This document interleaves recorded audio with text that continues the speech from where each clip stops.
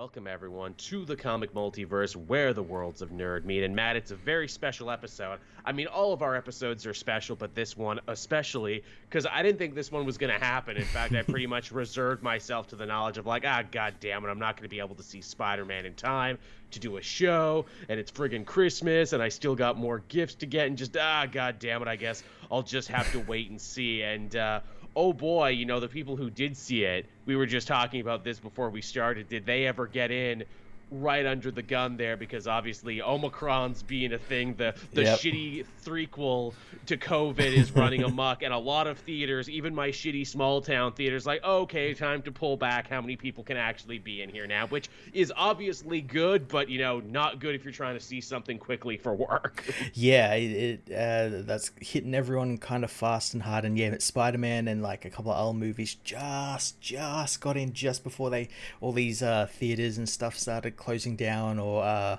reducing the number of people that could come in, and masks and all that sort of stuff. Yeah, it's going to be really interesting what the next couple months are going to hold, because I knew it was serious when Saturday Night Live was like, oh, okay, we got to send the live audience home to protect precious baby Paul Rudd, and we can only have half the cast here and none of the band.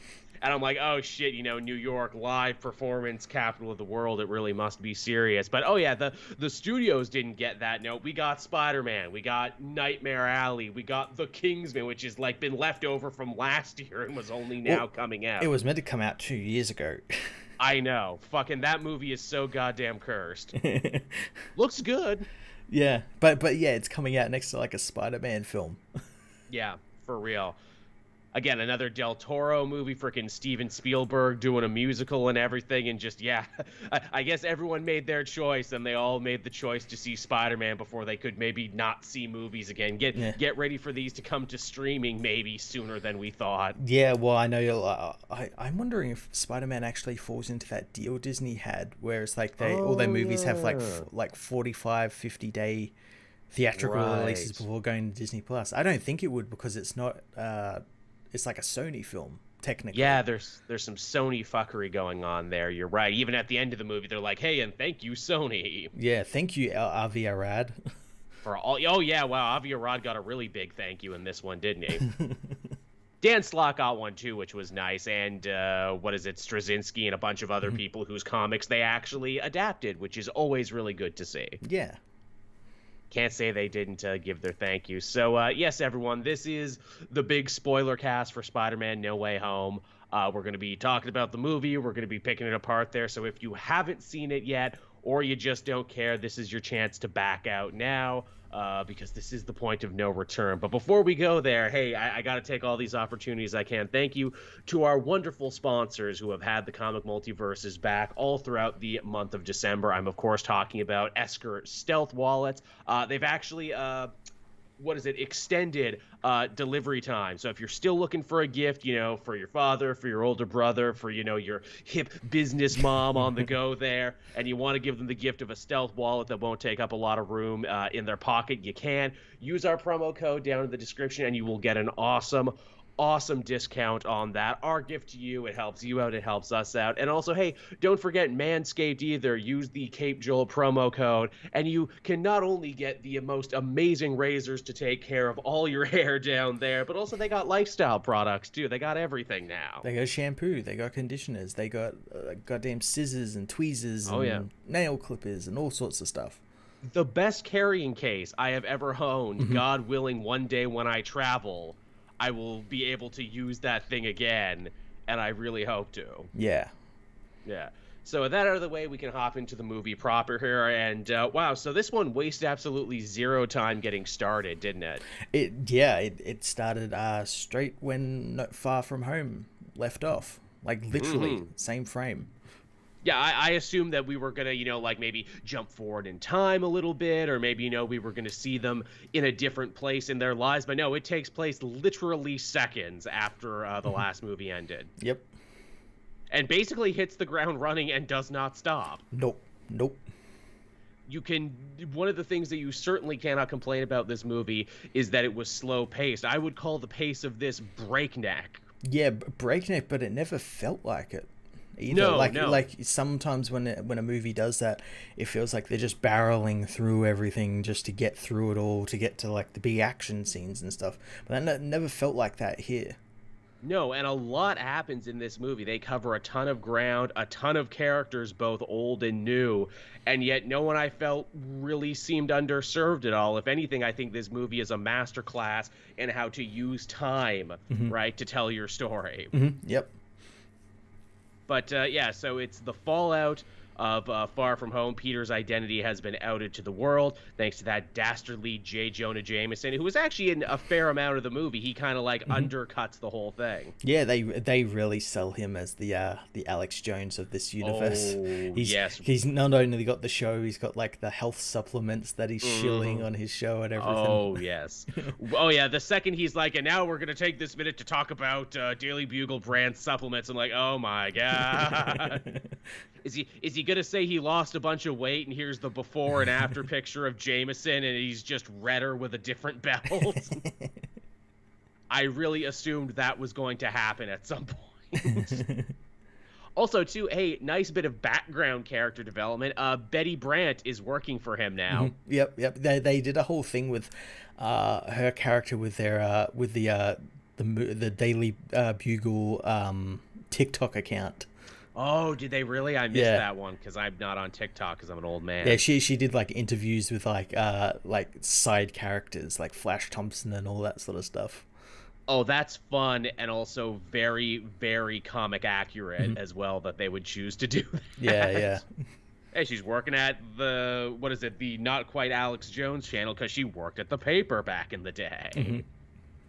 I like this too because, obviously it's, with his identity outed, you got to ask yourself, well, geez, surely, villains and bad guys from all over the world must be coming now to try and kill Spider-Man. That eventually happens, but it's not the biggest problem right away. They do an interesting modern-day spin on it. They do, yeah. The thing is that, with his identity outed, the media is constantly up his ass, and also people are split about Spider-Man and what happened with Mysterio because Mysterio sold himself as a hero in the last movie. So you got Mysterio stans versus Spider-Man stans. Yeah, you got the whole fake news thing, obviously, with Jameson sort of fueling that the fake news and people buying into it because, Mysterio sold himself as a hero, and people don't know a lot about Spider-Man other than the fact that he took part. They might know he took part in that battle at the airport, maybe. No. They don't know a lot about him, so he's kind of like untrustworthy. Because he's one of the only heroes in this entire, series of MCU films that actually has an identity worth protecting, where everyone else is out there. And they play with it in a number of really fascinating ways. I think the best part is that the final straw for Peter isn't that something bad is happening in his life or that his life is becoming overly complicated and messy. The real, break the camel's back moment is how it's messing up the rest of his friends' lives because Ned and MJ are all trying to apply for MIT now, and even just because they know Spider-Man, they're getting punished now because of it. They're getting blacklisted. Yeah, it's a very, like, Spider-Man Peter Parker thing. Like something would happen to his friends, and he doesn't care that it's happening to him. He cares that it's happening to these people he loves. Yeah. Absolutely. My personal life is the real battle. The superhero stuff is just something else I do. Oh, we got some super chats right here. Cowboy, hey, Matt and Joel, can Marvel recapture the nostalgia of Iron Man, Avengers, Captain America? Spider-Man arguably can't carry the MCU alone. I think he can.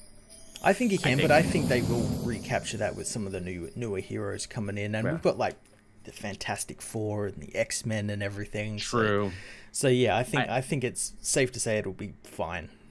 I mean, my argument, too, is, like, do you have to recapture that, or do they want to keep moving in new and different directions? Yeah, do you want to do the next thing?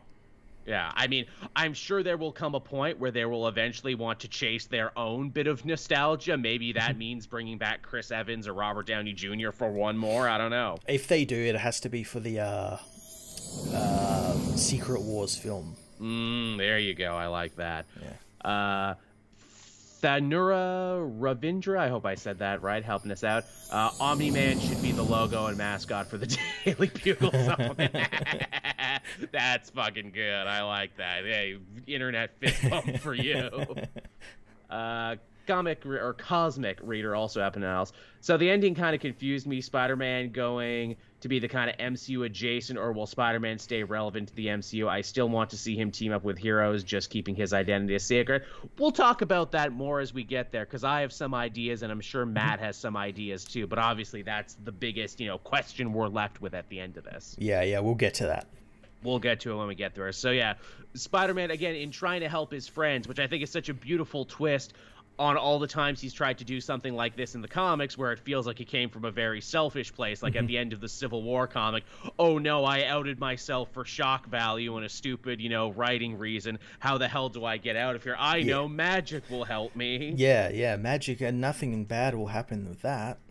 No, here he thankfully does it for very unselfish reasons, and it means that Doctor Strange and Wong get to have a fairly beefy, kind of C-plot in the movie. Again, setting up Strange as sort of like, I guess you'd say like the Iron Man or Captain America of this new phase, where he's sort of like the older hero, shepherding. He's going to be in like multiple films, going to be like statesman. Yeah, shepherding all these younger heroes and sort of sorting everything out when it comes to the multiverse and the universe and stuff. And when he can't come, we'll be sure to send Wong, who, surprise, surprise, actually is the Sorcerer Supreme now. Yeah, hey, he got it on a technicality. I fucking love that. I think that's so cool that Wong got to become Sorcerer Supreme while he was away. You know what that does as well? It makes his role in Shang-Chi that much more hilarious. Yes, it does. It really does. This guy's the Sorcerer Supreme. And also that Wong is like, you know what? I want no part of this madness. I peace out. Yeah, I'm taking my luggage and going to somewhere better. I'm going away. I'm going to go hang with Shang-Chi in San Francisco. Yeah, really. You or go to that fight club that I hang out in sometimes. Yeah. Where me and the Abomination are doing like wrestling angles. Friggin' peace out, man. And so again, apparently this spell is actually quite common in the world of magic. Wiping people's memories are no problem when you're someone like Doctor Strange. The problem is that Peter is so indecisive, he keeps wanting to change the damn spell. Yeah, and it keeps interrupting Strange, and he loses control over the spell, and it explodes over the entire world and universe and multiverse. It becomes corrupted, which I'm like, oh, that's an interesting take on it. Like, magic is a system that can become corrupted. I kind of like that. And he has to seal it away in a special cube sort of thing to like make sure it doesn't explode and destroy the entire multiverse. Because we need a thing to fight over in the third act, because that's kind of how these work. And apparently the idea is that because of this spell, it is bringing in from the multiverse everyone else who has ever known Peter Parker's identity, starting with the supervillains from the other movies, of course. Yeah, it did the opposite of what Peter wanted, and now everyone who knows he's Spider-Man is coming. And again, in a clever bit of writing, we were sure to grab these villains from different points in their own stories to make their motivations make more sense. Yeah, so the first one we see, obviously, is Doc Ock, who, as we find out, he is captured just just before he takes control of his arms again from his Peter when that device that he was making, that sun device, was about to go nuclear. He is sure to bring up several times the power of the sun in the palm of my hand. I'm like, yes, we got all the fucking quotes in this one. We got all the memes. We got everything. I am genuinely shocked that it wasn't enough that they just brought these characters back, but they also had a shocking amount of reverence and respect for the movies. Yeah, yep. That blew me away. I assumed that this is like, more Sony meddling bullshit. Like, you have to put these in there. I assumed they were going to be like, fine, we'll do it. But, we'll do it under duress and we'll be sure to make a lot of fun of it. They do have some fun, but by and large, they take all the other characters very seriously. Very seriously, yeah. Even the Amazing Spider-Man cast, who I would say is prime for mocking, because those movies made no goddamn sense. No, yeah, they're terrible films. They do kind of play fast and loose with it later when we get our version of, with great power comes great responsibility. And Andrew Garfield's Spider-Man is like, yes, my uncle told me that one time too. No, he didn't fucking do that. That didn't happen at all. I lost my uncle. I'm like, yeah, you lost him in a really convoluted scene that tried to be different from the other guys. It's like, oh, I lost my girlfriend, though. That was the really important one. And you lost your parents, too. But maybe your dad wasn't dead according to scripts. Yeah, no wonder they didn't make a third one of yours. Yeah, and maybe he was a secret agent who actually, like, genetically engineered you as a baby to be a Spider-Man. We don't know. Let's not get into the weeds in any of that. Look how charming Andrew Garfield is, and to his credit, he did kind of win me over by the end. When he's the Spider-Man who says, I love you guys, I'm like, that's nice, actually. It is pretty good. That's nice. That Andrew Garfield's whole presence in this movie is basically him saying, look, I can hang in the MCU, though. Like, look, I can be anyone. I know what you guys are doing. I know the general vibe. I can do it. Look what happens when I get written by competent writers. Yeah, really. See, look, I didn't suck. My franchise sucked. I was a good Spider-Man, or at least I could have been a good Spider-Man under the right circumstances. And this is kind of my redemption. And that's another crazy thing about this movie, too. They really do just not want to finish the arc for Tom Holland in these Spider-Man movies. They finish arcs and unfinished storylines from the other Spider-Man movies, which is just insane. It pays off all of those other films. Well, as well, I'm glad you brought up that stuff with Tom Holland, because this movie makes it clear that these 3 films of his are his origin. Yeah. And now at the end of the film, he's the Spider-Man that we know. He's free from all his baggage. He's free from all the baggage and ready to do something else. It's probably one of the best executed, like, hit the cosmic reset switch I've ever seen. It's the most comic booky thing to do in a comic book film that no one has really done before in comic books, which is like, so you look at this as like a run where, like, John Watts is the writer and he comes in and he shakes things up with the Iron Man influence, and then his time is over, so he puts everything back in the toy box when he leaves, so it's fresh. That is so well said, Matt, and you're 100% right. This feels like an end of a run and a writer trying to put everything back is what this feels like. And again, so many of the choices in this feel so comic book, and I will get to some of the other very comic book choices after I read the super chats. Thanura helping us out again. Andrew should be MCU's Ben Reilly Scarlet Spider. Yeah, if they ever eventually get to that, I wouldn't hate that they cast. That'd be pretty good. Like so. Or let Tom Holland play double duty. Let him play his own clone. Let him play 2 characters. The Captain Coon helping us out. The reason they gave for the villain showing up doesn't work because Electro didn't know Peter is Spider-Man and Spidey doesn't exist in Venom's universe. They're variants. Yeah. That's what I chopped it. They're not exactly from there. They're variants, whatever. And again, maybe there's something with them coming over that made them know that Peter is Spider-Man? Or something? Also, technically, the Lizard did get cured and was redeemed at the end. Whatever. Well, they make a point to say that like he's already been cured once. Yeah, it's a whole thing. That didn't bother me. Again, it's comic book weirdness is what I chop that up to. Like, look, again, it's not going to 100%, match up. The shit that was important to the movie, and that is Peter's whole arc throughout this, that's the stuff that mattered, and that's the stuff that worked. Yeah. Another moment, too, that felt like a total straight-up comic book moment, the worst-kept secret in all of Hollywood, Daredevil's cameo. Yeah, and it was such a great scene. I'm glad it was only one scene as well. Same. It's all it needed to be. He's there for 3 seconds, shows that he has some powers, helps Peter out, and then is gone. Yeah, and I imagine he'll probably show up in that She-Hulk film. I mean, we had Kingpin this week as well. Yes, we did. Hawkeye. Man, can we talk about that? The fucking excellent timing for that. They timed that They timed that on purpose. It's like they're really good at this, Disney Marvel. It's like this is why they've dominated all of pop culture for almost 2 decades now. Yeah, they knew what they were doing. It's like when you see shit like that that's so perfectly timed and executed, it's like, you know what, maybe you should continue to dominate pop culture for another decade. All hail the mouse, you know what? You done did the thing. So yeah, Daredevil showing up is super cool. Again, small cameo, doesn't take over the movie, and also won't really matter because he won't even remember he met Peter Parker after this. Yeah, which is something I don't like. Like, I kind of wish he did know, but like I kind of do like that. He will still know who Spider-Man is, though.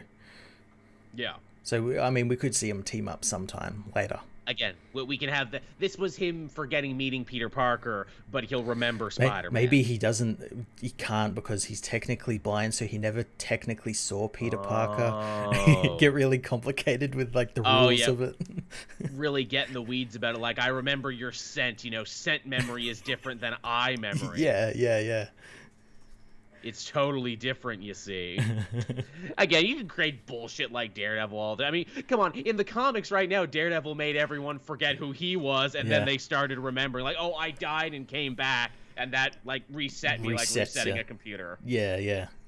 Again, does that make sense? I don't know. It doesn't matter. It's all good. Aunt May actually ended up having quite a beefed up role in this movie, too. We see her at Feast. Yeah, she's well, we sort of saw Feast in the second film, like very briefly, like they were doing that like food drive or something at the start of the film. But did they call that Feast? I thought that was just. I think it was implied. I think it was implied to be Feast or something. But yeah. I've seen people argue about that. I'm like, come on, it's Aunt May, it's Feast. Come on. Yeah, but Feast shows up, and she's I don't think she's running it, but I think she's like part of it, working there. Yeah.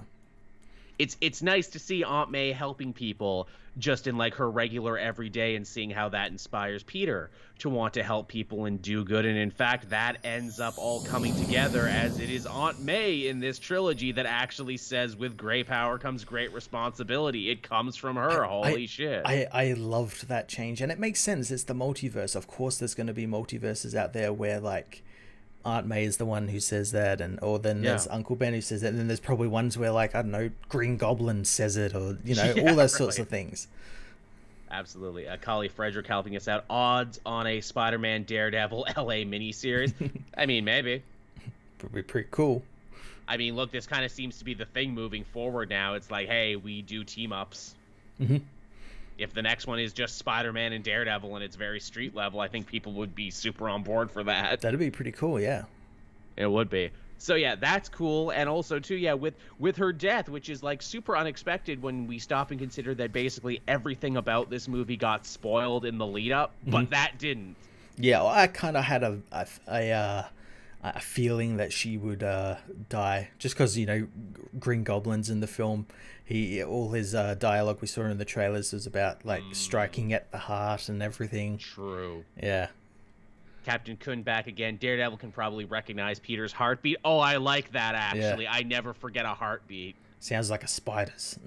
Sounds like a spider heartbeat. Also, it's that perfect type of comic book superhero cheesiness too. Like, it's like, how did you know when everyone forgot your heart, Peter? I listened to your heart. Well, it'd be even funnier if they confront each other, and obviously because of Daredevil, he can like sort of sense people's heartbeats and pulse. He just immediately knows it's Peter Parker.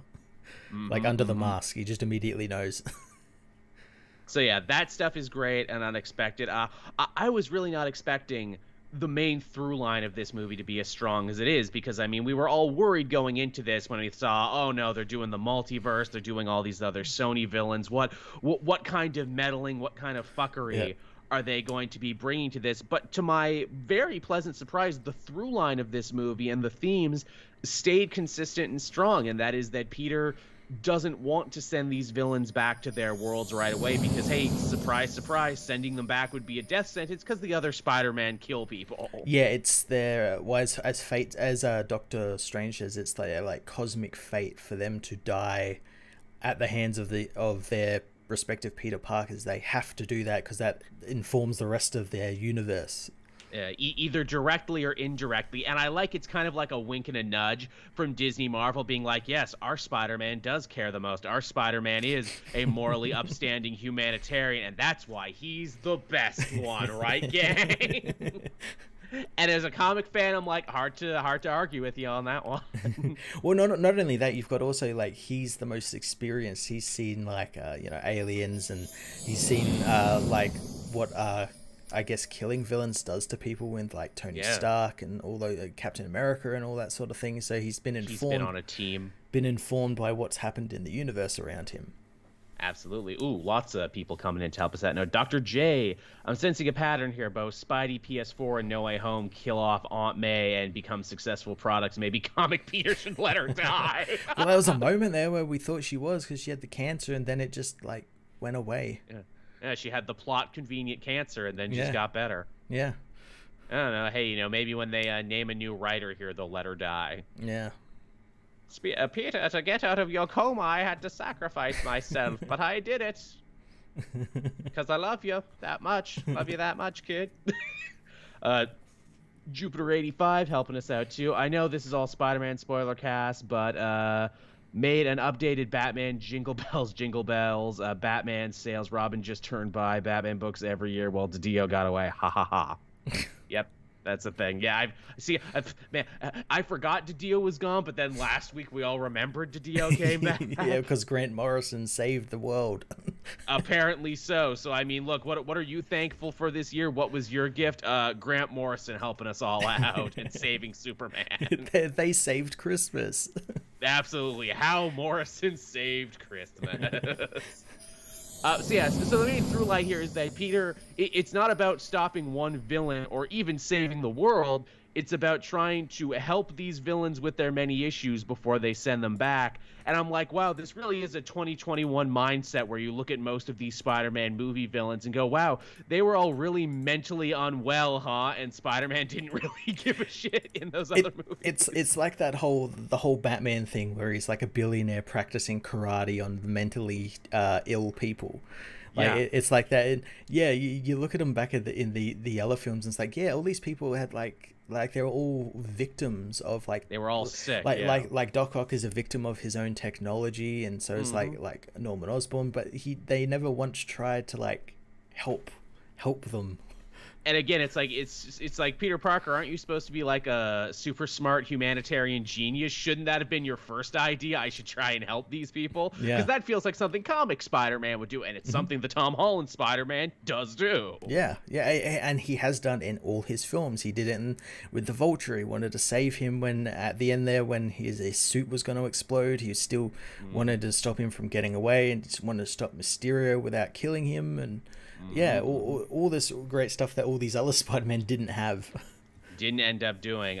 Eric helping us out too. Love the movie, but felt weird about May. She doesn't get a lot of development, so it kind of felt like fridging the character. She gets more development in this movie than she does in any other one. She's the one who inspires Peter to do good no matter what in the suit and out of the suit, and she's the one who gives the "with great power comes great responsibility" speech. I got to take my hat off to Dafoe in this one, because I think much like Garfield, Willem Dafoe is like, nah, I can hang in this universe too. I can hang anywhere. My version of Green Goblin is universal. Yeah, we could be gods here. And he plays so many different versions of it too, because at first they really, subvert your expectations, where Osborn gets control of himself for a little bit and goes to feast for help, and he's just like a sick homeless person. Yeah, he's like a homeless guy who has like dementia, and he like can't remember what he's doing, and he's getting frustrated with himself because of it, and angry and upset about it and everything. And yeah, he plays through that for like most of like the first part of the film when you see him. Yeah, and Aunt May says it so perfectly. He's lost, not just in a world, but in his mind, too. And I'm like, oh, that hurts. Yeah. And you're reminded, like, yeah, the Willem Dafoe version was a little bit more sympathetic than the comic version, where, like, Osborn's evil all the time, but in the movie, he, like, is more of a normal guy, just maybe a shitty dad. And, hey, speaking of which, that's a great, like, monologue from him, too, where it's like, someone else is living in my house, my company doesn't exist here, and my son... ... trails off, and I'm like, oh, that sounds like that's gonna be important later. Yeah, my son turned out to be a fucking sex weirdo. Yo, yeah, I guess that's why we didn't get him back, huh? Yeah, oh no, yeah, so don't look at his phone, don't look at who he's been texting Peter, don't look. Man, now that's a twist, that it's his son Harry Osborn is just the fucking actor. In real life, oh my god, that's what they need to do. Because, yeah, it's like, we brought back all the villains, well, except for Neo Goblin, and except for Venom. Yeah. Well, I mean, Venom's technically in the film. He was just busy getting hammered in Mexico to even bother coming into the fucking plot. That was A. Carter. Willem Dafoe understood the assignment and stole every scene. He really did, to where it's almost like, fuck, I'd happily watch a whole other movie where he was just the Green Goblin again. He was really fantastic. He was so good. The costume also never looked better than it ever has before, because it's just the Green Goblin suit, but with fabric on it and a little hood. He got like the like a purple hoodie and like a green like jacket thing as well. Yeah, it looked fantastic. Looked excellent, looked comic accurate, and the best part is they don't put a mask on him here. Willem Dafoe's face is horrifying enough. I'm so happy they did that. They got rid of the helmet like immediately, right away, and which is perfect because you've basically got like Scary Monster Man who can do the monster faces himself. Yeah. Absolutely, he never needed a mask. He's just that good a face actor. Yeah. Eric helping us out again. It broke my heart remembering all that Peter, who is still a child, gave up his emotional support system to basically save everyone. Yeah, tell me about it.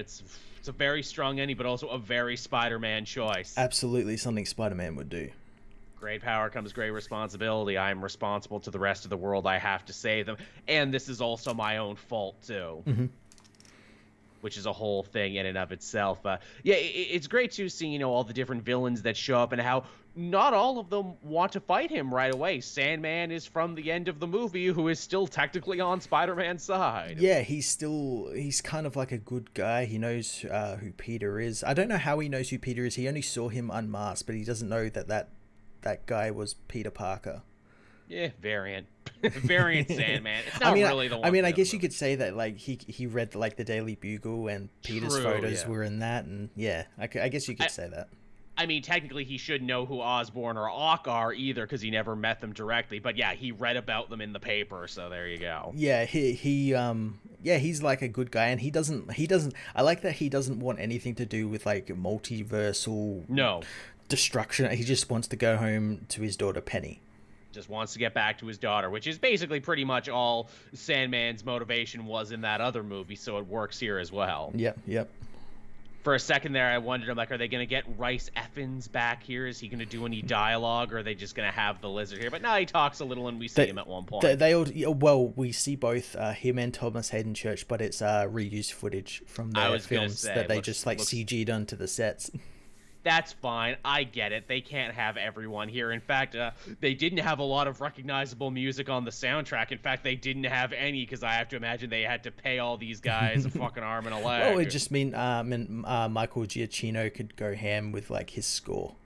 And they do, and they reuse a bunch of scores from the other Spider-Man movies, and that feels nice too. Yeah. It's a nice little callback there. Collie Frederick helping us out. Giving May Ben's line makes me wonder on the longer version of the line Peter told Tony in Civil War. Also loved Electro and Sandman plus Crazy Lizard. I mean, Electro gets the biggest upgrade of all of them because he just gets to be Jamie Foxx. Yeah, as he says there, the electricity in this universe is better, and because it fixes him. It makes him not blue and not look like a fucking like a character of a nerd. Yeah, it doesn't make you a nerd, apparently. He's sucking up that good chatty electricity, apparently. I don't want to go back. And I'm like, dude, if I was you, I wouldn't want to fucking go back either. You're goddamn Jamie Foxx in this world. Also, great use of the arc reactor, too. I'm like, yeah, infinite power. If you're an electricity-based supervillain, that'd be fucking great for you. Yeah, it makes sense. Yeah. Captain Kun, to be fair, Toby's Spider-Man didn't do anything science. We're just mostly told he's smart. He's interested in science. He's really interested. That's like when you see them at the end of the film when they're working together. That's like the most interesting thing, because it's like, that's right. He was like going to like college for like science, but you never actually saw him like do any science, which I think was all cut from the film, because originally they were going to make him have like the actual web shooters, not organic web shooters. They actually filmed stuff with web shooters, and he built them and everything, so it sort of went into that way. I guess they had to cut all the science stuff. I mean, such was the era at the time. They cut Daredevil doing frickin' lawyer stuff from the goddamn Affleck movie, so what does that tell you? Yeah. And of course, they turned the whole organic web thing into a joke. Like, wait, you can do that? We can't do that. Does it only come out your wrist, or does it come out other places? Which naturally they had to make the same joke the internet's been making for like almost 20 years. I dig it. Exactly. Though again, one thing they kind of get wrong about the Garfield movies, like, I make mine. Like, no, you didn't. You stole yours. Yeah, you stole your webbing, because Oscorp was making webbing cartridges for something. Your series makes no sense, but fair enough, whatever. That's my whole thing with all these multiversal Spider-Mans, whatever. That's another good thing about it, too. I really thought, like, oh, no, are we going to have to be dealing with them throughout the whole movie, or is, Tom Holland going to have to share screen time with all these guys? No, actually, they did the best thing ever, and they only come in the final act. And they come in at the perfect time as well, because it's like that second act slump where, like, Aunt May has been killed, Peter is, like, all alone. We get that really great shot where he's in front of the big Daily Bugle billboard thing. And then, obviously, Ned and MJ, who we know is actually a Watson, is an MJ yes. Watson, yes. Are like trying to figure out where Peter is, and they bring through the Spider-Man who have actually been in this universe this whole time, because they came through with the villains. Again, how very Spider-Verse. Which as well, if I'm going back to like the comic, comparisons, that's like your tie-ins. Oh yeah, absolutely. There's your two tie-ins. Side issue. Your Amazing Spider-Man tie-in and your Spider-Man tie-in. You got. Oh man, you're so fucking right about that. It's like, hey, we've already been here. You don't have to get us up to speed. We already know. Yeah. Because as we find out from both of them, they've been trying to find Peter or find like his friends, because they've seen him on the news and everything. Yeah, that's definitely good. They get some great moments there. I think Garfield gets some better moments than Maguire with the, okay, look, I'm on the wall. Does that mean anything? I'm Spider-Man. Yeah, he as soon as he came into the movie, he just stole the show. Yeah, can you get the cobweb up in the corner then? Oh, yeah, sure. That was funny. Again, Garfield just fucking, auditioning for the rest of the MCU. Look, I can hang. I'm good. Look how good I am. Look what happens when I'm written correctly. Yeah, I can have fun. I can do fun shit. It's all good. But yeah, so again, talking about the theme and how strong it was and how it really saves the movie and does, what I was hoping it would. It's the battle between Peter's whole, friendly neighborhood ideals of I can save these people, I can fix them, versus Doctor Strange, who is almost a minor antagonist in the movie because he thinks that doesn't matter in the greater cosmic multiversal, stakes of it all, which makes sense for a character like him. Yeah, he's thinking about the big picture, and they don't factor into the big picture at all because they're a minuscule detail in the grand scheme of the multiverse, so he doesn't really care about them. It's a great way to have heroes fight, but have it not be stupid. Mm-hmm. I really like that. I feel like a lot of stories, even comic stories, don't get that, where it's okay for heroes to fight and disagree, but you need a good reason. And as well, I like how, because when they were first going to fight, when you saw it in the trailer, I got kind of confused because I'm like, okay, this is fucking Doctor Strange against fucking Spider-Man. Doctor Strange is going to wipe the floor with him, but I like that Peter, like, we see certain things, like when he's pushed out of his body through the astral projection, like his body still has like the spider senses and can react without his mind there. Nice touch. Which I thought was cool. And he is able to beat him in the mirror dimension because he used math. Yes. Because he figured it out that it was basically all just shapes and geometry. I thought that was pretty cool. That is good. Showing off how smart Spider-Man is. I appreciate that. Cowboy, again, helping us out. Is Hawkeye Barton's swan song? The pathos is good. Yeah, probably. I don't know if they're going to kill him at the end of the show, which airs this week. No, I don't think they'll kill him, but he'll probably just pass the baton on to Kate. Yeah, we're not going to see him for, I need to be with my family. Yeah. My family, who is very understanding about everything. I keep waiting for that to be a problem in the show. Like, if you're not home for Christmas, I'm going to divorce you, Clint. Oh, I guess they're not doing that. She's just cool with it. Again, they're going against type, because that's always how it happens in these shows. I mean, I guess you did marry, like, a Black Ops SHIELD assassin, so you had to know what you were fucking getting into. So I guess that makes sense. Yeah. Yeah, he didn't keep anything secret from any of them, so all right. I mean, I guess that's fair. I guess that tracks. What else was in here? Freaking Happy's apartment that they all have to move into, and that is like their base of operations for the movie. I thought that was great. That was cool. It's half completed like condo apartment that he has, and he's got Tony's like robot guy that we've seen. I'm glad they survived, as I'm sure everyone are, because they're a fun character. And his Ewing jerseys. Yeah, and he's also hiding some Stark tech there, which is why the government are after him, because he's hiding like a crate, which is the thing we saw in the back of the Far From Home jet, where it can like fabricate like Iron Man armors and shit like that.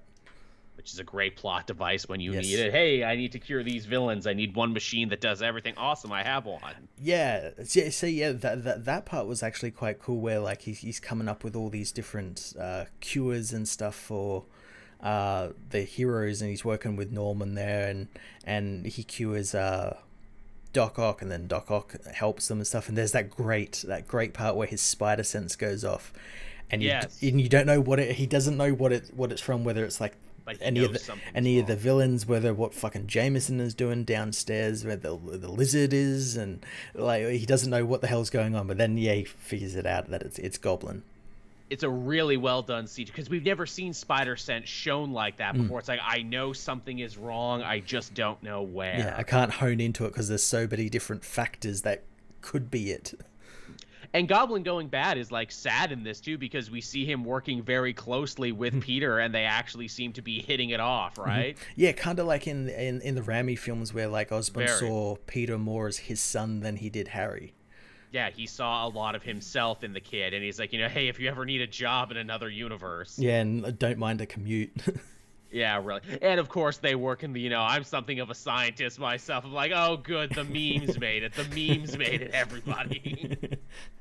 All the other lines of dialogue he could put in, but they got the meme. Hell, even Aunt May helping him is kind of sweet too, because here's a guy who attacked the Aunt May in his universe, and here this Aunt May is actually helping him get off the streets.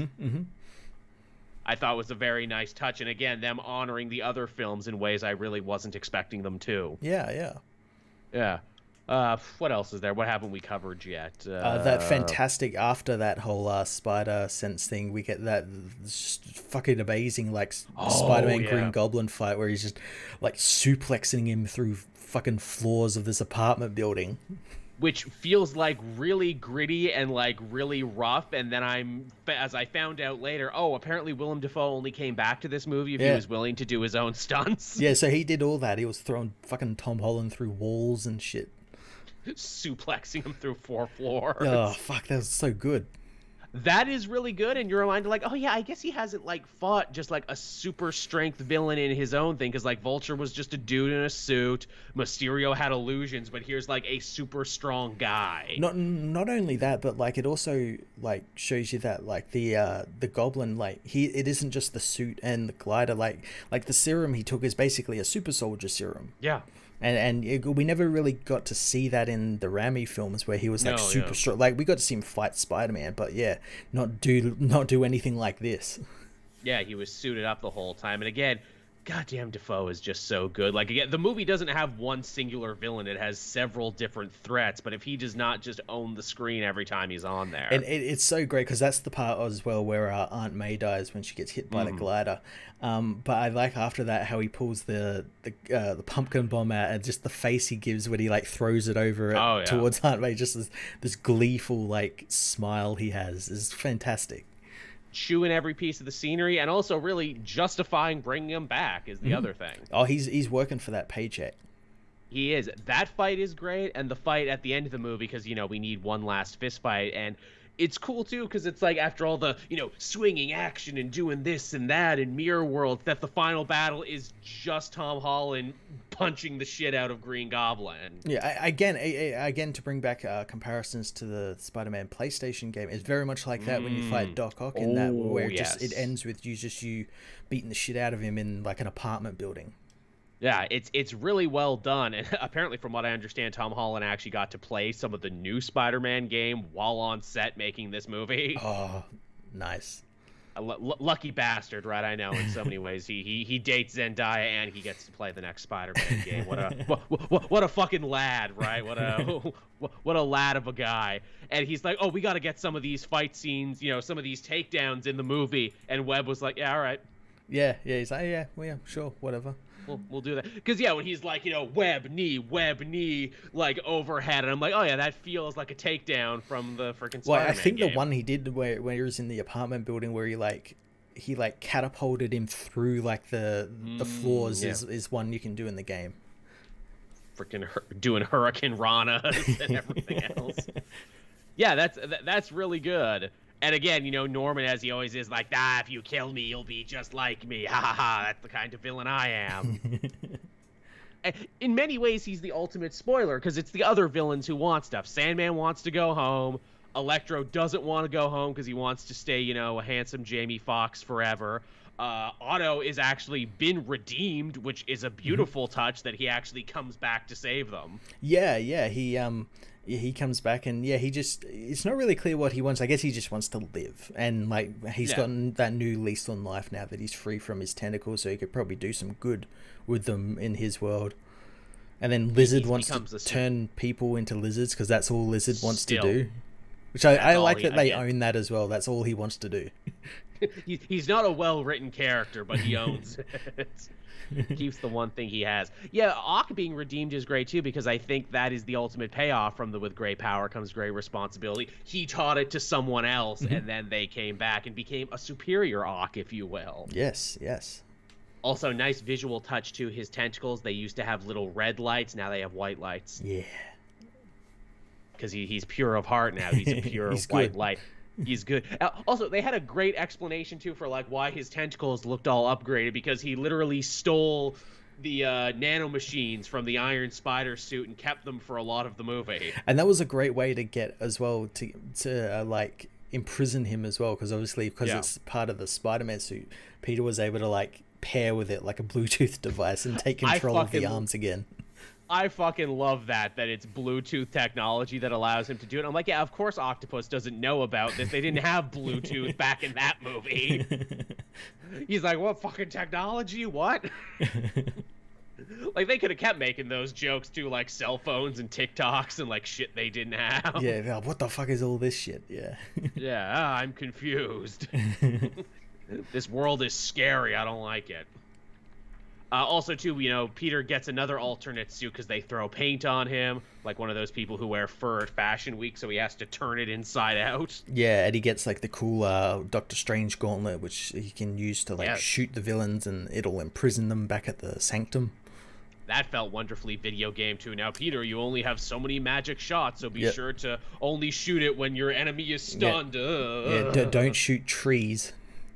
That's great. Now, is this a villainous tree? Is this tree a scientist that turned himself into one? As most of them are. Oh, yeah. Also, Ned is magic now. He's discovered that he has latent magic abilities. I like that. I like that he was talking about how, like, his nana, like, used to say that they had magic and everything, and he can do it. And I like that it's also built in that he could do it, because all the we've learned through the Doctor Strange films is that the magic is just based on belief. Yeah. And of course Ned would fucking believe in it's fucking Ned Leeds. Of course he'd believe in magic. Doctor Strange had trouble with it because he was a man of science and everything and didn't believe in wrap his mind around any of that sort of stuff. But Ned would of course believe it. And they turn into a great joke too. Sometimes my fingertips tingle. It's like, yeah, I'd get that looked at. As a doctor, I'd get that. It's also a great way to write that third act moment when the other Spider-Men show up, and also to have them there at the final fight, where it's like, yeah, just give him some portal powers. Yep. And if it bugs you, don't worry, because he doesn't remember anything by the end. Yeah. He doesn't keep those powers or the sling ring or anything. No, it's totally fine. Also, again, the little bit we hear about Harry Osborn, like, yes, he was my best friend, but he turned against me. Yes, I also had a best friend, even though I knew him for, like, a couple days after he came back from being a kid. God, those Garfield movies have a lot of problems. And Ned being like, don't worry, I would never, even though I have powers, turn against you. I promise. I'll only do it if someone brainwashes me into thinking I've done it. Exactly, and dresses me up as a hobgoblin. But what are the odds of that happening, really? Well, infinite universe is infinite possibility. But yeah, they all have a great thing. It's funny that the cast is so big because you have all these, like, multiversal characters, but also the cast is wonderfully small because it's just MJ, Ned, Peter, and also Aunt May. Which I think is so cool, and also, backbone of some of the perfect Spider-Man stories, where it's like, yeah, you don't need that many characters to tell it. No, yeah, we don't really get anything from his school. We see, like, some of the teachers and stuff. Hannibal Buress is fucking conspiracy theorist who thinks that fucking Peter actually killed Mysterio. I love that. I love that too. Now, is that the real Hannibal Buress, or is that the guy he paid to go and pretend to be him? Yeah. That's not a conspiracy. That actually happened. Eric helping us out in the chat. I love each movie needs a scene with Tom in his underwear just to show how much of a twunk Tom is. Yeah. That line is beautifully delivered too. It's him and MJ in his room after just showing up. I don't know what I'm doing. I don't know what I'm doing when Happy and all of them walk in on him. As they themselves are breaking up, which is also kind of, picking up on a storyline from the last movie. Yep. That Happy was almost his uncle. And yeah, there was a moment there too where it's like, oh, so Aunt May is dead. Does that mean Happy Jon Favreau becomes Peter's guardian? That's an interesting bit of meta commentary. The man who birthed Iron Man and the MCU is now Spider-Man's actual guardian. Well, he doesn't remember who Peter Parker is. He doesn't happen. Yeah, he doesn't remember. Hey, did you hear too? It just hit the internet. Apparently, there was supposed to be a scene with Morgan Stark that they actually filmed but didn't make the movie. Yeah, I'm hoping we get a deleted scene for that. Same. I wonder what that would have been. She was probably hanging out at Happy's because, Happy basically adopted her too. Yeah. To be her father figure. It's like, geez, how many father figures can Happy be? Everyone, apparently. Everyone just come on down and live at Happy's. Yeah, he's never there. He's busy out in, California dealing with the Mandalorian, Yeah, yeah, true enough. Because Happy also works in the film industry as well. Man, what a great fucking role for him, right? Like, director turned actor who gets to keep coming back, and he's always everyone's favorite when they see him. Hey, it's Jon Favreau. Yeah. It's great. Makes a great grilled cheese. Just in there having so much fun. What else is there? Should we... Well, I guess we can talk about it now. So, yeah, the big takeaway from this movie is that they hit the cosmic reset. At the end of it, no one remembers who Peter is anymore. He tries to reintroduce himself to his friends, but it looks like he kind of embraces the fresh start. Yeah, he sees after Stranger's spell works and everyone forgets that Spider-Man is Peter Parker. He tries to go and meet with Ned and MJ in the cafe donut shop place, and yeah, he sees that they actually got into MIT and they're living pretty good lives. So he doesn't want to. They don't remember each other either. No. Ned and MJ remember each other, but they're not. Well, they're not friends. They're not friends. Yeah, they're not friends because Peter was the thing that tied them together, yeah. Which is sad in its own way too. Like, oh, they actually lost that friendship too because Peter was the bridge between them all. Because they seemed like genuinely lonely people on their own. Yeah, and yeah, he decides not to and just let them be. Yeah, end this chapter of his life. He's learned a very harsh lesson that when you are Spider-Man, the people around you will always suffer for one reason or another. And I'm assuming when we get into another trilogy or when Spider-Man, shows up in other movies, that's probably going to be, his story, having to open himself up again. Yeah, and again, new cast of characters will probably get like Felicia, probably Harry Osborn. In some way, yeah, now that we essentially know he exists in this world in one way or another. Why? I don't know if we do, because again, like Norman makes it clear that Oscorp does not exist in this universe. Still not to say his son doesn't exist in his. Oh yeah, I mean, yeah, that the Osborns could. It's just the company doesn't exist, so no one knows who they are. So yeah, again, I mean, you could retcon it so that Harry is the one who sets up the company. Yeah, that could be maybe he's like some fucking NFT bro and everything. Yeah. Like, I've made so much money from the time I was 16. The Osborn name is going to be known throughout the land. I bought so many monkey NFTs. Oh god, yeah, that's a good thing for Harry. He's not a drug addict anymore. He's just an NFT bro. Is the thing. It'd be interesting too. Maybe his relationship with Flash will change now because he knew he was Spider-Man and started like kissing his ass super hard. Now he doesn't know anymore. Wouldn't it be fun if they got to meet again and maybe like they actually become friends like they did in the comics? Like proper friends, yeah. That'd be pretty cool. Like he gets to know the real him and everything, and we know he has rich parents, so that would be interesting. Yeah. And that his parents are kind of shitty. Yeah, I think that would be an interesting way to keep at least that character. And also, maybe if we do some symbiote stuff in the future, maybe we should keep him around just in case. Yeah, just have him off to the side. Maybe have him go to war and lose his legs or something. I don't know. Just a little bit. Yeah, grow up a bit. The way that only losing your legs can make you grow up a bit. Because I feel like that is the thing from the real comics. They didn't become friends until college, and that was like after Flash had like amnesia, because it's comic books and everyone gets fucking amnesia. And there was like an era where like Flash was his best friend. Yeah.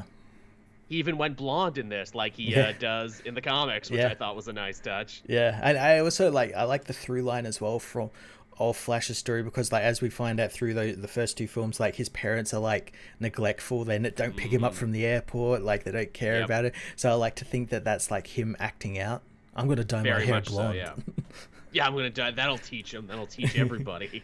I have my new book Flashpoint. It's bestseller. That's fucking hilarious. He called it Flashpoint. You think that's a little dig at DC? Like, hey, we got our Flashpoint out before you losers. Yeah, we got our movie Flashpoint out before you. Hey, come on, don't kick them while they're down now, guys. Come on, great power.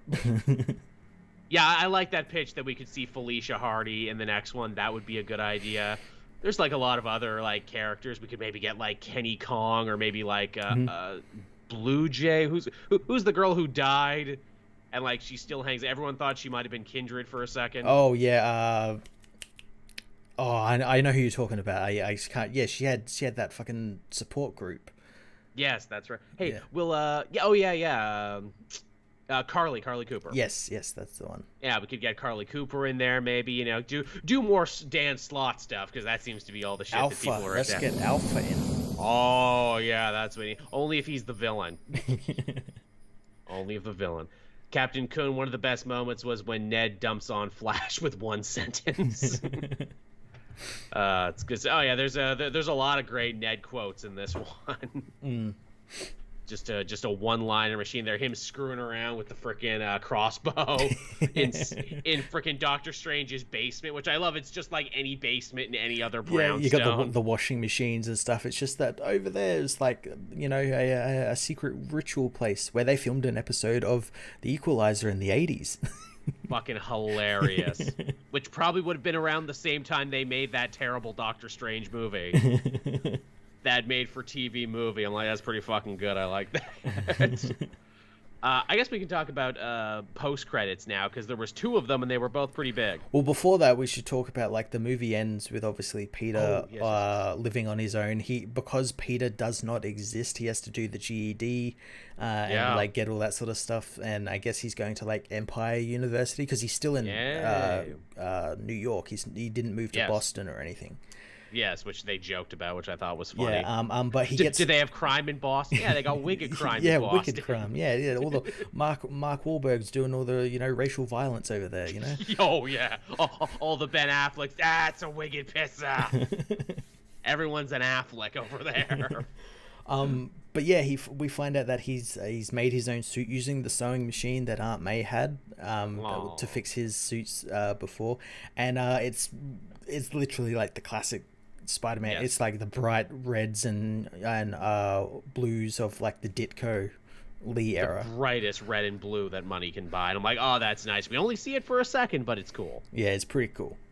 And yeah, like you said, this was kind of like an origin over 3 movies, where it's like, okay, now he is done his high school years. Now he is Spider-Man, as he is often shown. It is what DC tried to do with Superman across the Snyder films, except here it actually made sense and had a through line and was consistent. And again, by like removing all that baggage, it's like, oh my god, you could go anywhere now with Spider-Man. Yep. Anywhere. You could do any era, you could do any story now. You're completely free open now. It's, again, from a writing standpoint, especially knowing that there was probably so much meddling from Sony and everything, it's goddamn impressive. Yeah. Now, as well, Spider-Man is still part of the MCU. The only thing is people don't remember Peter Parker. Yeah. He's still very much in the MCU. They've already talking about making Spider-Man 4, 5, and 6, and God knows what else. Oh yeah, and whatever cameos he's going to have in all of these. Oh yeah, he's definitely going to be part of like the next Avengers film. Get a young Avengers or something, be in there somewhere or something. If Kingpin's going to be in the Echo show, and if Echo is going to be a more crime-based type of show, I would love for Spider-Man to show up for a minute. Would that be cool? Yeah. But yeah, it's very interesting because you could do anything you want now. You could do Brand New Day. You could do like anything from the last couple decades. Again, so I think someone joked Battle World. Yeah, you could literally throw him anywhere now and it would make perfect sense. Exactly, yeah. and it lets you bring in new characters and phase out old ones, and yeah, it's crazy how open everything feels now. Yeah, it's really exciting as well, because you don't know what's going to happen next. And it's rare you can say that after 3 movies, like, oh wow, they're actually keeping this excited now, and now I want to know where the fuck they're going to go. Not just 3 Spider-Man films, but what, 28 MCU films or something? Yeah, really. That right here, this is like already one of the boldest choices they've already made. Like, they had a winning formula, and what did they choose to do? Restart. Yeah, the opposite of what I imagine Sony would have done. And it feels exactly like a comic too. Yeah, exactly. Also, too, maybe if, God forbid, Sony starts acting a fool again, I guess we'll find out when we see the returns on Morbius in January. This is maybe their way of being like, okay, well, we closed the book on our Spider-Man, and if they end up doing some other shit that's bad, don't blame us. Yep. I felt like that was a safe way to end it, too, where it's like, all right, let's, work this out the next time. I have a feeling that after seeing, like, just the opening weekend for this film, which did something like $250,000 bill already, like almost broke 300 pandemic records. Yeah. Which is more impressive now because it's fucking dangerous again, and people still went out to see it. Yeah, I think I have a feeling that they'll leave him in the MCU and be like, okay, yeah, you just can do all this stuff. We'll, I don't know, do something with Yellow Spider-Man or something. I mean, it seems like a easy slam dunk. They'd be crazy to like take him out. Although in saying that, Amy Pascal is insane. And they tried to do it once before. Yeah. So. Yeah. So, let's not say they won't do that shit again. Oh, great line, too, as we talk about the greater pantheon of Spider-Mans. I love Electro said, I always thought Spider-Man was black. That's fucking great. And him say, somewhere out there, they're apologized for it. Yeah, somewhere out there, there's probably a black Spider-Man. And I'm like, nice, Miles. See, look, I thought they were going to go all the way. I really thought Miles was going to show up even for a second. I'm glad he got a little mention. Yeah. And again, talking about, like, people Peter could hang out with, he could become friends with Miles. Miles could be, true. Like, they could both be on, like, scholarships to, like, Empire University or something. We know he exists. Yeah. Wouldn't that be awesome? And again, as we've seen from the game, it's totally cool when they hang out. Yeah. Hey, maybe they go and volunteer at Feast because Feast, means something special to Peter. Yeah, that's what happened in the video game. Exactly. I mean, look, if we're just stealing fucking good ideas, let's just steal a goddamn good idea. Will Donald Glover be Miles in the MC? Well, he's already Prowler, isn't he? Yeah, he's Aaron. Yeah, he's his uncle.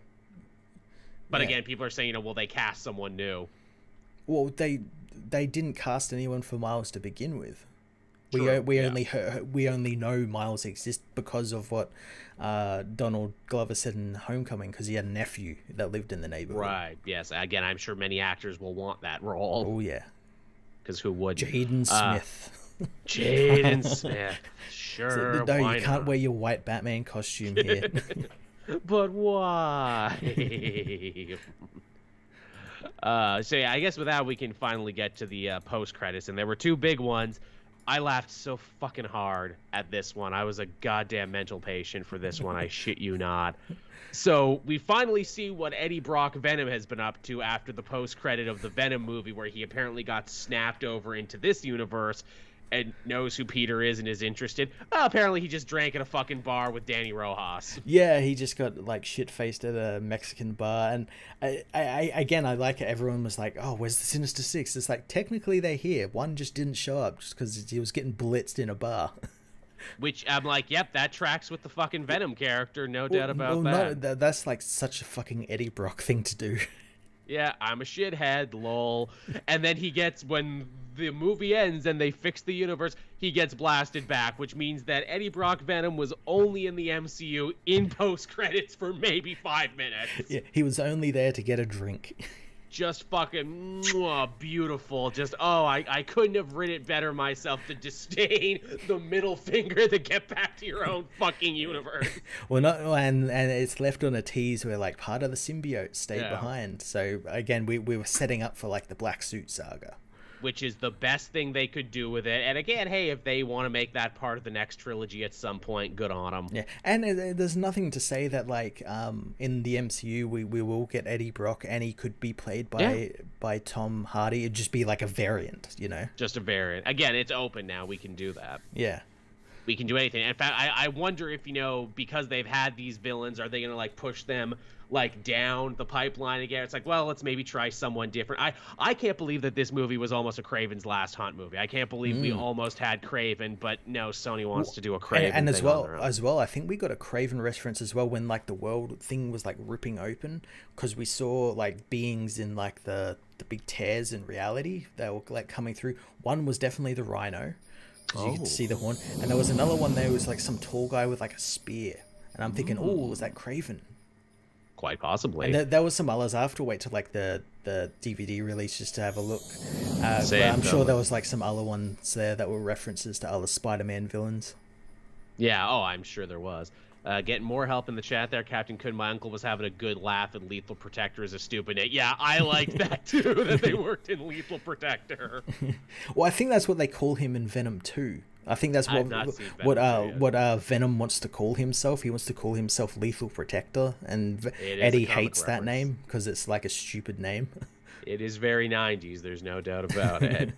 And Cosmic Reader, Phage said, screw you to Sony's Spider-Man universe with the mid-credits. Like, you can keep your... No, see, they didn't say screw you to the Spider-Man universe, they said screw you to the Venom universe, which is what it is. Yeah, we don't want this in our universe. It's terrible. Look, we are contractually obligated to have him in the movie. We had him in the movie. Post-credits count. We did the thing. He was still on the same reel as everyone else. Yep, can't take your ball and go home. We did the thing. Apparently this franchise is popular. We'll see about Morbius. Again, now people have less reason, I think, to see Morbius than ever, where it's like, oh, okay, so nothing Sony does in theirs actually matters and will be a joke. Cool. Yeah, and but the thing with Morbius is just confuses me is Vulture's in it, and he knows who Morbius is, and like, how does that like work? Because originally I thought because before I thought about that, I thought, oh, is it just going to be like when the world's opened up, like Vulture went over to theirs for a minute, and stuff like that, and then Keaton was in the trailer. Oh my god, it's been so long. Maybe that's what the reshoots for Morbius that they had recently were, to like sort that out. Right, time variant. Yeah, whatever. It's a version of the Vulture, but not the one we know. Yeah. That's the one. That's how you get out of it now and forever. That's why Loki is so goddamn important, because every time we get into a problem, variant. Yep. It's always a variant. Damn variants. At it again. And the final post-credit tease was literally just a full trailer for Multiverse of Madness. Yeah, it's the first time Marvel has done this since Captain America when they teased the Avengers film. Pretty goddamn good trailer, too, that justifies its inclusion by being like, yeah, everything Doctor Strange did here with the multiverse and screwing around with it is going to have repercussions. Yeah, and again, feeds into that whole thing where, like, magic has a price sort of thing. And, yeah, we see him having, I guess, to deal with the outcomes of what he did. And I guess someone higher up than him knows what he did or something. Yeah, because Baron Mordo's there, and he's talking about how like the most dangerous thing to the multiverse is Steven. Again, it's trailer editing, so I think you're meant to believe that he's talking to Doctor Strange, but he's probably talking to someone else. And we get what I'm sure many people are like, hey, is that the evil Doctor Strange from What If? Maybe. I want to say it is, because why else wouldn't it be? Well, I want to say just because we see him coming down the stairs and there's a shot of his hands and he doesn't have the scars on his fingers, which that Doctor Strange wouldn't have because he didn't get in the car accident. That's true. That's right. And hey, people loved the evil Doctor Strange episode of What If, so why not start paying off a bunch of different stuffs from not just that show, but from another show too, because hey, look, Scarlet Witch is here too. Yeah, and then she thinks he's there for what happened in Westview, but he doesn't. He's like, no, I couldn't be there because of COVID, so we just got to deal with this multiverse stuff. Yeah, you got White Vision instead. So yeah, you gotta help me fix this magical multiverse problem because you've awoken to your magical powers, which is a cool idea, and I love the idea of them teaming up. And also America Chavez is here too because we saw her jacket. Yeah, and she's there because she can kick through multiverses, I guess. That's right. I forget sometimes that's her power. That's one of her powers, yeah. I forget that's one of the things, and the jacket looked good. The jacket looks exactly like it does in the comics. Yeah, she looks a lot younger here than in the comics. Well, we got to cast younger for that inevitable Young Avengers Champions That's show true. that we are no doubt building up to. That's true. But yeah, no, it looks great. Sam Raimi, definitely his style is coming through in that. I like like some of the setting stuff. There's like a very Silent Hill city place that looks really cool. He's fighting Garganthus, the like eye with the tentacle things that throws the bus at him. Not Shima-Gorath, which I'm sure everyone thought it was. Yeah, everyone did think that it was Shima-Gorath. Though I imagine they'll probably be in the film somewhere as well. Because why the fuck not? I mean, come on, there's only so many Doctor Strange villains people know. Mordo, Shima-Gorath. Exactly. I know Clear's going to be in the film. Ah, nice. People are going to go nuts for that. Because again, Doctor Strange is a bit of a ladies' man. I'm so sad about, what is it, that car accident and everything, but, it's time to play the magical field a little bit. So there you go. I mean, yeah, is that everything? Have we covered everything about this movie? I think so. I mean, yeah, I really enjoyed it. I think I suffered a little bit, though, that I saw it later than everyone else, when everyone's like, this is great, top 3 Spider-Man of all times. Don't get me wrong, it's really good. Yeah, it's I think I probably would have enjoyed it more if I saw it fresh. I got to see it, like, I was one of the first people, because my country was the first ones to have screenings. So yeah, I got to see it quite early, and it was a blast. If I was to, sum up my feelings in one word, it would be impressive. I am greatly impressed by everything this movie does. Yeah, as I said in my channel's review of it, like, I was so worried that because of all the villains, all the multiverse shit they were going to do. Oh god, this is Spider-Man 3, this is Amazing Spider-Man 2 all over again. Sony's all over this, but no, it all came together like perfectly. Yeah, the fact that they don't fuck it up and don't drop the ball when we've seen them drop the ball in all those other Spider-Man movies is nothing short of a minor miracle. I put it all down to Kevin Feige. Yeah. And him just wrangling this whole thing. Oh, yeah, I can only imagine this movie must have been a goddamn nightmare to put together with all these different actors and all these different shoot times and COVID precautions and everything else. Yeah, it's securing everyone to, like, come in, like Toby and Andrew and all that sort of stuff. Securing all them to get into the set and not be outed, even though it got outed. And to have, like, a through line that makes sense and have it be thematic and have, like, the guts to end it the way they did. Yeah, the ending was the one thing that really surprised me. I definitely thought they were going to go for a more, I guess, cookie cutter ending. But yeah, to do something that, to use a word that seems to trigger people, go against expectations, subvert the expectations. Oh, it's a massive subversion of expectations, no doubt about it. And again, I think the kind of brave, creative move you can only make when you've dominated pop culture for the last 2 decades. And it's like, we're going to do this now, and you're going to trust us, and you're going to see the next one. And you're going to give us $1 billion, yeah. Yeah, because we're fucking Marvel, and you're going to risk your life in a pandemic to go see these, because we know it. It's almost cruel at this point, isn't it, the power we have over you? But then you're watching the movie and it's like, damn, that was a good time. Damn, they made a 3rd good superhero movie. Fuck me, right? They're warranted in their cockiness, yeah. They're almost warranted in their like, again, everyone's like, when are they going to drop the ball? When are they going to fail? Well, not with Spider-Man, they're not. They know how important Spider-Man is. They sure do. John Watts gets to be the first MCU to direct a complete trilogy. Yeah, that's also important too, I guess, isn't it? Yeah. Well, like a traditional trilogy, I'd say that the Russo brothers did it through, like, the Captain Americas and the Avengers films as well. True. That was, in creation, if not name. This is an in-name trilogy. Yeah, and all of them have been rated very highly with critics and audience goers. So, yeah, for people who had worries about him directing Fantastic Four, I mean, yeah, I think it's in good hands. Very much so. I think, too, another, barometer of how we can tell that this movie was good and a success. Lots of different Spider-Man fans from all over the place enjoyed it and didn't complain about it. That's the one thing I was so fucking shocked about. I was like, okay, when I saw the film, I was like, okay, people are going to like this, but, I could definitely see this group of people complaining that this didn't happen or this didn't happen enough, and, vice versa. But no, everyone's like, no, it's a fucking great film. Yeah, I saw very few fanboy complaints, which is astounding because, as we have said on this show many times, you specifically, Matt, and I say it all the time now, no one hates Spider-Man more than Spider-Man fans. Oh boy. Oh, do they ever. And they were all very quiet and very happy, and everyone felt served. Yeah. And, like, some people have argued, like, well, isn't this just fan service, the movie? It could have been. It very well could. There's a bad version of this movie that exists out there that's nothing but like the fan service moments for people to cheer, but it works because there is a story at the core of it, and Peter goes on a journey and is in a different place than when he started. It doesn't use the story to serve fan service. It uses fan service to serve the story.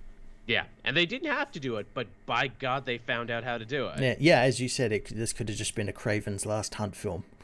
Yeah, it could have been, but it wasn't. They did this probably to keep Sony happy and placate them. I have no idea what that's going to mean. If Sony's like, hey, we're resurrecting it now. We got Andrew Garfield back for some reason, and we're going to make our own side Spider-Man movies over here. I mean, I guess you could make it so that, like, the Amazing Spider-Man films are in continuity with the Venom films. You just have the Venom films happening in, like, current times, where those films happened, back when, like, 2014 or something, whenever they came out. I guess you could do it just to get him back, and yeah, I don't know. I don't know why you would want to. Again, the money, comics are money really... is why you would want to. Lots of money. I mean, Venom made $1 billion. Shit, I mean, I guess they're giving Ben Reilly a lot of time and focus over in the books right now, trying to reestablish him. Is that what they're going to do? They're just going to say, fuck it, Andrew Garfield's Ben Reilly now. I'd be fine with that. I'd be fine with it, too. He, like, stays in the universe. He's technically still Peter Parker, but he uses, like, the Ben Reilly identity. Yeah, call me Ben Reilly. That'd be pretty cool. Eric Santi, the title itself is a spoiler. Peter gave up his way home. No family, no friends. Yeah, true enough. Didn't think about that. Yeah. Yeah, there was no way home for the villains, but in the end, for Spider-Man to win, he had to have no home to go home to. Oh, wow. Oh. Yeah. They think about these. They think about these titles. They really do. Again, if they do another trilogy, and I don't doubt they'll do another trilogy, or at least, have Spider-Man show up and other things, do you think they'll keep the home subtitle, or do you think we'll call it something different? Probably something else, just because he's not at home anymore. He's on his own. They'll probably call him, but maybe go for a bit more traditional titling sequence. Mm-hmm. Let there be carnage. The clone conspiracy. If these films were meant to do, if these films ever got around to doing like Venom and Carnage, they'll do like the proper things. They'll call it like Maximum Carnage, or like something like that, like an actual story from the comics. We can have the Maximum trilogy: Maximum Carnage, Maximum Clonage. There's another Maximum out there I'm forgetting, but they'll call it that. We'll just call it Maximum Overdrive, and he fights Overdrive. Hey. There you go, driving around in his big fucking wheel. Yeah, and it's Vin Diesel, Matt, you just made a $2 billion franchise right there. Peter, family, cars, responsibility. Corona. Oh, wait, we can't use that. Oh, shit, no, sorry. It was Mexican beer, you know the one. Spider-Man symbiote junkie apartment. Yeah, that's the name. No, I don't think the next film's going to be the symbiote. They're going to build to that. No, of course, yeah. That's someone else is getting the symbiote first. Scorpion will probably end up with the symbiote first. I'm actually surprised. When we saw that guy who was driving truck there for J. Jonah Jameson, I'm like, let me guess, is his name Mac? Is he Mac Gargan? Well, we've seen Mac Gargan already in the film. He was in Homecoming, and went to prison with Vulture, and he's trying to get Vulture to tell him who Spider-Man was. That's right. I forgot, because he's a fusion of the second Ultimate Scorpion and regular Scorpion. Played by Michael Mando, who played Vass in Far Cry 3. Shit. Oh, shit. He's really good. Yeah. Fuck yeah. I hope he becomes, what is it? I hope he becomes Scorpion now. Have I ever told you, Spider-Man, the definition of insanity? It's getting a fucking scorpion tail grafted to your back.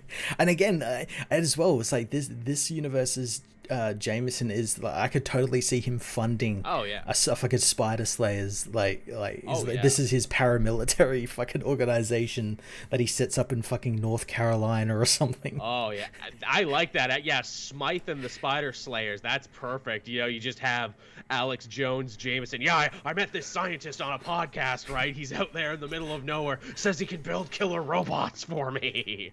Oh, that'll be great. Yeah, again, you introduce Smythe. Smythe is the guy that helps Jameson create the Scorpion, because that's how Scorpion was created originally. Like, I'm going to create my own hero. Now my hero's actually evil. Holy shit. Well, okay, we just need to build bigger, deadlier robots. It's all there. It's all there. It really is. And, like, Smythe is the secret bad guy behind all of it. And maybe, like, by the third one, he ends up in the chair. Yeah. I built a hover wheelchair. Some guy in Westchester wants to buy one too. They just become wheelchair buddies. Tempo Dan, plus or minus on Null in the next phase. If they do Null, it's going to be something for the Venom movies, and I cannot believe that is going to be a series that will maintain. I fucking hope they don't. I want him to... See, Null, I could see, yeah, doing it because he is a Venom villain and everything. One of the only other Venom villains. But if they were allowed to do him in the MCU, he'd have to be like an Avengers threat. Yeah. With like Spider-Man at the center. Well, don't worry. We'll put together the whole Venom Avengers team of Morbius and Kraven and Jackpot. And Scream and Toxic and Lasher, because they're all hinted at the fucking in the second film. And yeah, Rampage. Oh, are they actually? Yeah. Fucking one of the cops starts turning into like Toxic or something. I don't fucking know. I don't fucking know. I haven't seen the second one yet, and after seeing this Spider-Man, I feel I really don't have to. You really don't. That's why it's the best post-credit, because this post-credit's like, don't worry, bud, you don't got to see that other movie. You're good. All you got to do is see the post-credits of that film, and then the post-credits of this film, and it's like, there's Venom's story. There you go. His 2-arc story, which is him failing, which I'm just like, yep, that's the thing. That's Eddie Brock. That's Kevin Feige being like, no, see, we're being very honest to the films that you've set up that he's a loser who can't do anything right. Yeah, and he couldn't even travel the multiverse right. Couldn't even travel the multiverse. Missed his chance. Sorry. Better luck next franchise, we guess. Maybe. Or whatever. Who knows? Tell you what, we'll make a better Venom in this movie, and then your Venom can fight our Venom, and we'll make like $2 billion. What about that? The Venoms. Yeah, Venoms like aliens. Venom versus Venom, the final Friday. Because Friday the 13th will also be in it. Yeah. Jay, this is they haven't made a fucking Friday the 13th film in ages because of the rights and everything, but he's gonna be in the new Venom film. Man, that would be some hilarious big dickery going on with Kevin Feige being like, look, as we've seen anything that touches our films, even bad stuff like Venom becomes $1 billion franchise. Hey, horror movie stuff that's like trapped in limbo. What if Spider-Man just fights Jason Voorhees in the next one? Will that make you get out of limbo? It will? They do that Avengers Murder Mansion from the recent Amazing Spider-Man issues. Yes, please. Where it's like Iron Man, like Jason Voorhees, and like a giant man, Freddy Krueger. Shang-Chi, why is Michael Myers here? What's that? That's a fight I'd watch. Him trying to fucking take down Michael Myers, and he can't. Evil gets punched tonight. That's what happens. Oh, man. So I guess at that point we don't really have much else to say. We enjoyed the movie. There was a lot to talk about. And it looks like all of you in the comments section liked a lot of it too. We could nitpick about stuff that doesn't quite line up from the other movies, but I'm very happy to let that stuff go as variant trouble. Yeah, there's stuff that comes inherently when you deal with multiverse stuff. And also because, hey, that's not the problem with their movie. That's the problem with the other movie. Yeah. Don't blame us because their shit doesn't quite add up. But yeah, it was fun. Really excited for Multiverse of Madness now because of the beefed up role that Doctor Strange got and the kick-ass trailer. Yeah, it looks so damn good. That's coming in March, May, sometime like early next year sometime. And maybe just streaming if Omicron doesn't get under control. I don't fucking know anymore. No, I think we'll be all pretty good by then. Have a good handle on it all. But I fucking hope so. The next film is The Morbius in February. Oh yeah, the Morbius again. I wonder if this Venom reveal will affect Morbius, or if so many people are just so not giving a shit about Morbius. I don't think they really care. It's fucking Morbius. I mean, like this. I was surprised at like some of the fight scenes I saw for it because it looked kind of interesting. But then I'm remembered. Oh yeah, it's Morbius. That's like as interesting as it's gonna get. The people making Morbius don't even seem to care about Morbius. The freaking Twitter page got, what is it, D blue checked mark because they didn't update in months. Oh, really? I didn't know yes. that. Oh, you didn't hear that? Oh, yeah, that was big news a couple months ago. That's fucking hilarious. Yeah, they lost their blue check mark because they hadn't updated. Because they kept pushing back the film, yeah. Yep, amazing. And I'm like, that's the movie in a nutshell right there. Oh, that's fantastic. Oh. It's kind of fantastic. There's also something really funny about like a movie featuring like a character who gets bitten by a bat and gets like turned into some like horrible monster. Yeah, I know, right? That scene where it's like, the bats are flying at me and drowning me in their blood. I'm like, oh yeah, that's something that doesn't really fly no more. Yeah, even though, bats aren't linked to coronavirus, people still think that, that sort of thing. Yeah. It's a thing, but yeah, oh boy. Again, no one wants that bat imagery. Tempo Dan, I have a Morbius comic poster on my wall and have zero interest in seeing them. Well, there you go. See, Tempo Dan speaking for everybody. It could be worse. It could be a Morbius movie poster. I love that perfectly. Even people who care about Morbius don't care about the Morbius movie.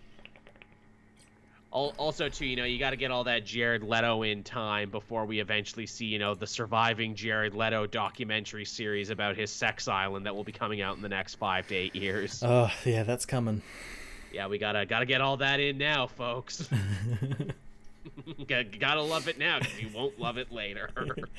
It'll be remembered as that Marvel movie with the sex pest. Yeah.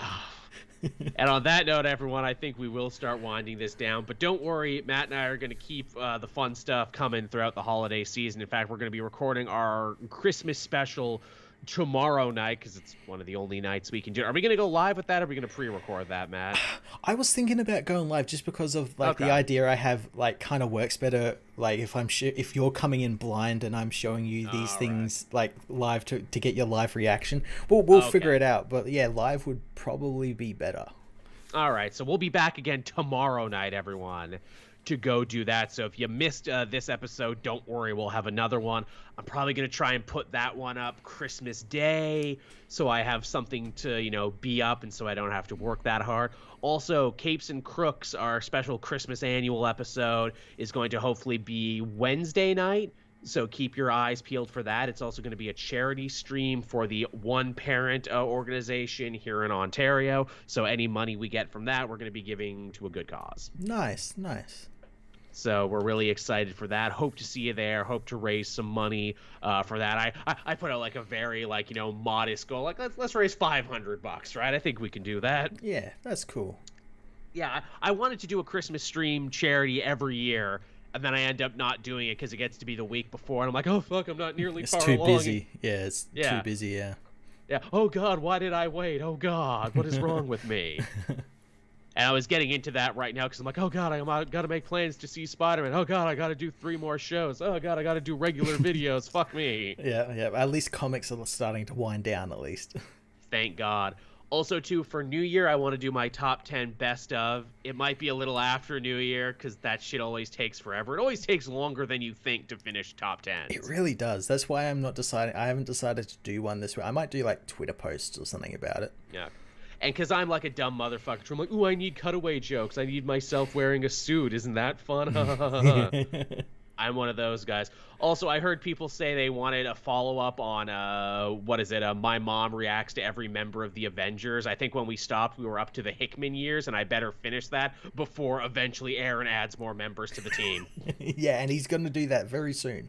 I know, so I better get on that ASAP. So I might do that with her at New Year's time when comics kind of wind down and when I know she'll be around. So get ready for that, everyone. Nice. All right, so thank you so much for watching and listening, everyone, and we'll be back again tomorrow for a change. Yeah, same time. Same bad time, same bad channel. Bye-bye, everyone. So, yeah.